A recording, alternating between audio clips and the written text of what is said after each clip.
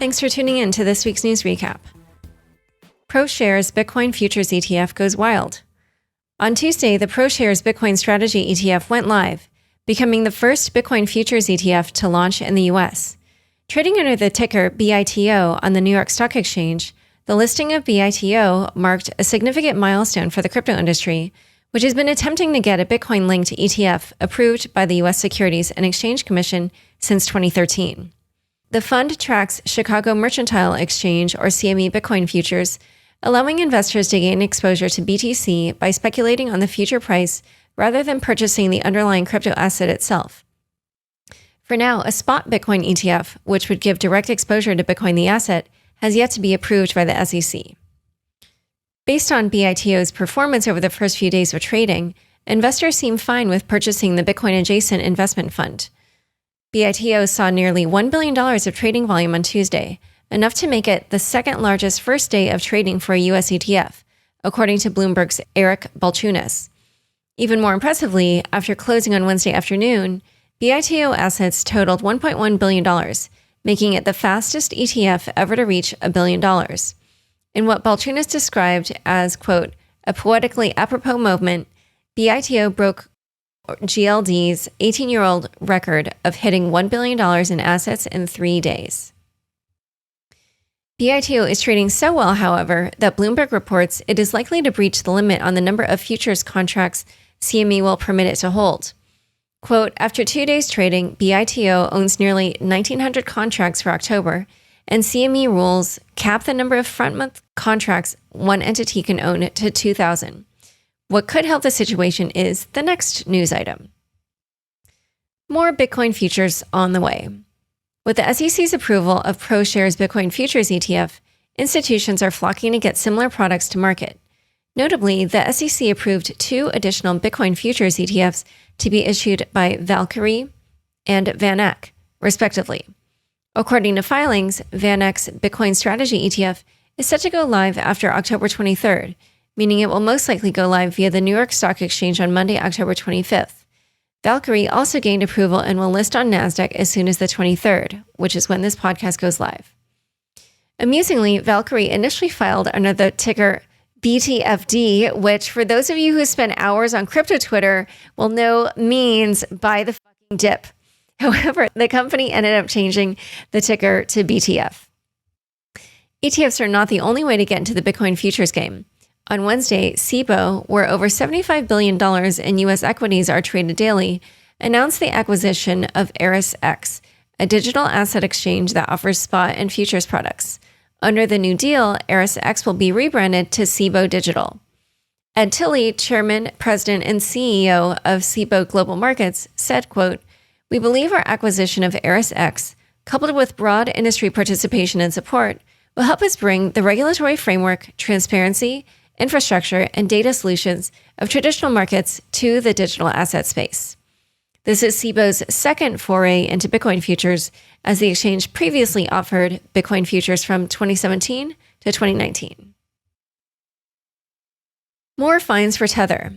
Last Friday, the Commodity Futures Trading Commission, or CFTC, announced the simultaneous filing and settlement of charges against Tether and Bitfinex for $42.5 million total. The regulator penalized the stablecoin issuer $41 million for, quote, making untrue or misleading statements and omissions in connection to the backing of USDT, the largest stablecoin by market cap. iFinex was fined $1.5 million for the misdeeds of Bitfinex, such as operating a futures commission merchant without the CFTC's permission and engaging in, quote, illegal off-exchange retail commodity transactions. Acting Chairman Rostin Benham said, quote, this case highlights the expectation of honesty and transparency in the rapidly growing and developing digital assets marketplace. In a conversation with The Block, Bitfinex's general counsel, Stuart Hoegner, explained that what sparked the enforcement actions occurred during, quote, markedly different time in our ecosystem. Hoegner went on to add that there is no finding that Tether tokens were not fully backed at all times, simply that the reserves were not all in cash and all in a bank account titled in Tether's name at all times. In related news, Celsius CEO Alex Mashinsky told the Financial Times this week that Tether has begun loaning USDT against cryptocurrencies like Bitcoin and Ethereum, as collateral. Quote, if you give them enough collateral, liquid collateral, Bitcoin, Ethereum, and so on, they will mint Tether against it, said Mashinsky.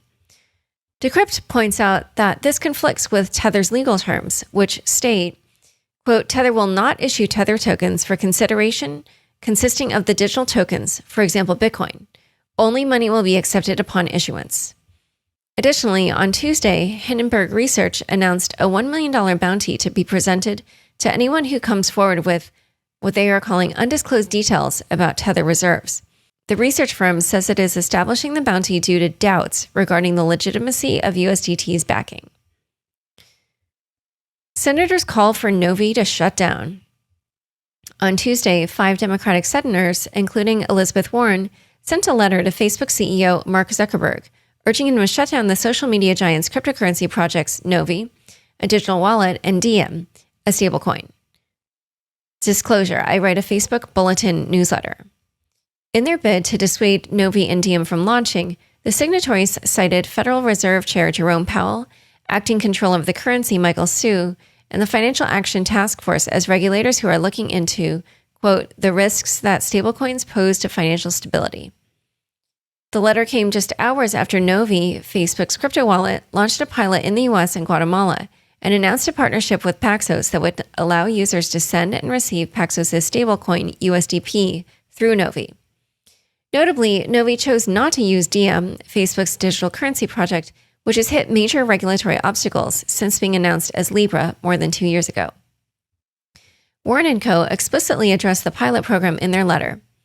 Facebook is once again pursuing digital currency plans on an aggressive timeline and has already launched a pilot for a payments infrastructure network, even though these plans are incompatible with the actual financial regulatory landscape, not only for Diem specifically, but also for stablecoins in general.